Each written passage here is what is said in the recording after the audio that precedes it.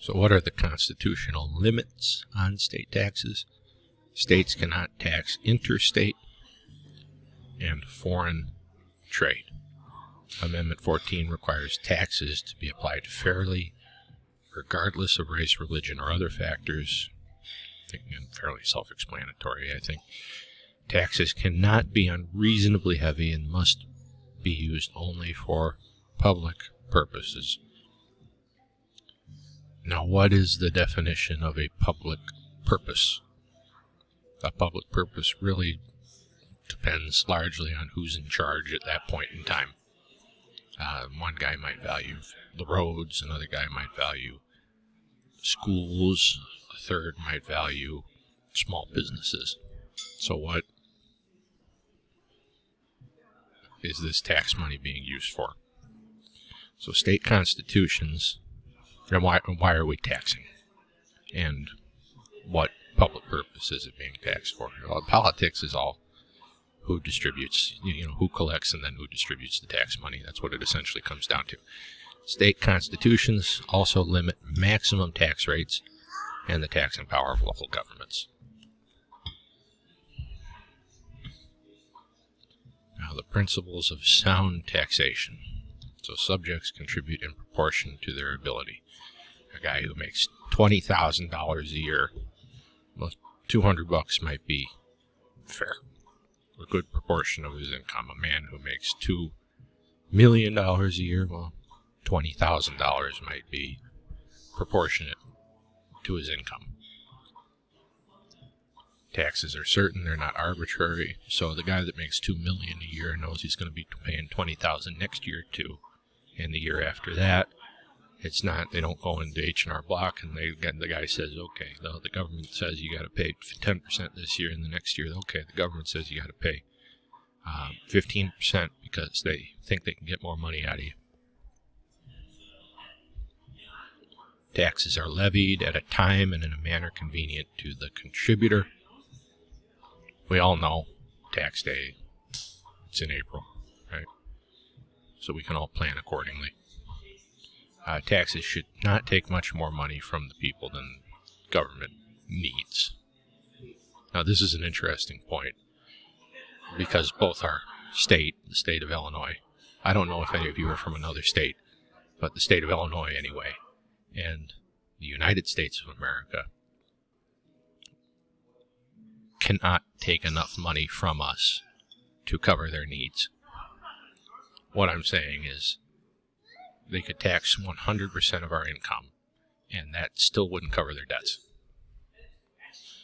They could take the United States in particular could take 100% of our children's and our grandchildren's and our great-grandchildren's income, and that still wouldn't cover their debts. So we're not in good shape there. Adam Smith outlined 4 basic principles of a fair tax system. So everyone should contribute a fair share of taxes proportional to their income. So let's say that's 10%. And a guy makes $10,000 a year. There's another guy who makes $100,000 grand a year. They're paying the same rate. Right? Taxes should not be arbitrary. The guy who is 10 grand makes 10 grand, and the guy who makes 100 grand should not, they shouldn't both walk in expecting to pay 10%, and the government say, okay, we don't like you as much, you're paying 15, 20, 25. Every tax should be levied in a time and fashion that is convenient for the person paying it. Personally, it's never a convenient time for me to go pay my income taxes. So I don't know about that one, or I don't know how you guys feel about that issue. But yeah, we all know when we need to have the income tax paid by, and we go and pay it. And we force ourselves to do it with a smile on our face. Every tax should cost the people as little as possible while paying for government expenses. And this one we talked about that we've reached an impossible point there in the state and in the federal level. Again, I don't know. I don't know how other states are looking. I know how our state looks. We could be taxed at 100%, and it wouldn't pay. It wouldn't be enough. It just would not be enough to pay for all the expenses that our government's racked up on the state and the federal level. So sales taxes account for the largest portion of state tax revenue. So I go out and I buy this shirt. Okay, it's $19.99 off the rack. But, you know, after taxes, it's $25 or something like that. Again, I'm just pulling numbers out of my head. It's not anything that you should be taking seriously. Some 45 states levy a sales tax. We are one of them, usually of 5 or 6%. Mrs. Parker just did a quick search for me. Our sales tax in Illinois is 6.25%. So the sales tax applies to most goods. Selective sales tax is levied only on certain goods. So a general, the selective sales tax, like right now, unless I'm very much mistaken and this is passed, the state government also banned taxes on groceries for the time being to help fight inflation. So that would be an example, because I'm still paying a 6.25% tax on this shirt, but I'm not paying it for my groceries. General sales tax, yeah, that's most goods. All states impose a selective sales tax on some items. And these include things like gas. Again, that one's been frozen for the time being. And again, I'm giving this on October 15th, 2022. So if you're watching this in a future semester, that might not be the case. Cigarettes and alcohol. Now, cigarettes, I know we impose a very hefty tax on that, and the aim of that is to get people to stop smoking. Now, has that worked? Have people stopped smoking? Well, maybe some of them, but do we still smoke cigarettes? Do people still vape and do those things? You know, yeah, you bet. Sales taxes are regressive, falling most heavily on those least able to pay. And that's just the truth of it.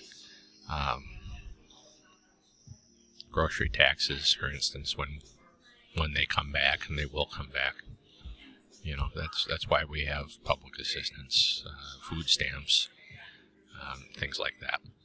So states cannot tax most internet purchases. We do in Illinois. Yippee for us. Many states complain that this ban costs them needed revenue. We have found a way to tax some things. Anyway, I do remember paying a sales tax on this shirt.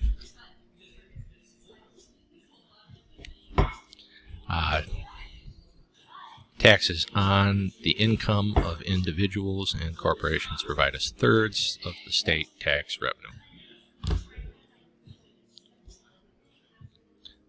43 states have a personal income tax. We're one of them. The individual income state tax rates are progressive. The higher the income, the more tax is paid. And yeah, this is a real depressing topic, isn't it? We're just talking about how money flies out of our pockets and into the coffers of the state of Illinois and Uncle Sam. I'm getting depressed telling you guys about this. So it is progressive. There are income brackets. You know, you fall here, you pay this. You fall in this bracket, you pay that. And those range usually from 2 to 9%. Corporate income tax rates are usually fixed. Sometimes there are sweetheart deals where we're going to waive taxes for X amount of years to get you to come into the state. So Nike wants to open up a new branch in Chicago. Okay, that's great. We need the money. Nike, you don't have to pay for 3 years income tax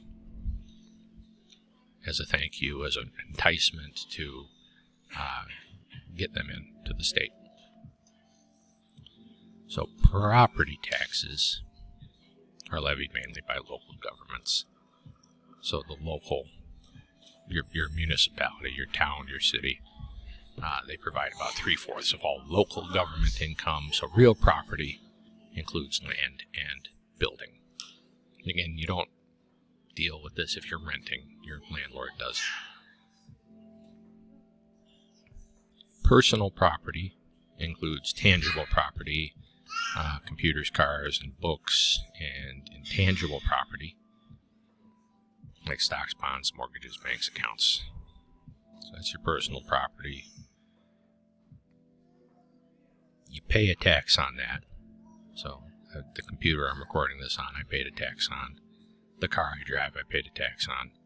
Books. Then depending on the state, I don't remember that we do this. I don't know, I could be wrong about it, but I don't think Illinois does this. But you can look it up and email me if I'm wrong. But a state might tax you again on your personal property. So I pay a tax on this computer, then I pay another tax on this computer. And then if I have the computer the year after, I pay a tax on that again. And intangible property, so stocks, bonds, mortgages, bank accounts. So local officials will assess the value of property to be taxed. The critics say that it's hard to assess fair values for all property. And that's a fair point. I mean, this, for an example, this is an older computer. At this point, it's older. I think it's pushing 4 years old, which is a long time for a laptop. Is it of less value than it was when it first came out of the box? Sure. Would a tax assessor say that? Probably not. Why? It's in his interest to get the most money out of me that he can. So supporters argue that government both protects property and increases its value, and so has a right to tax it. And I'm not even going to get into that.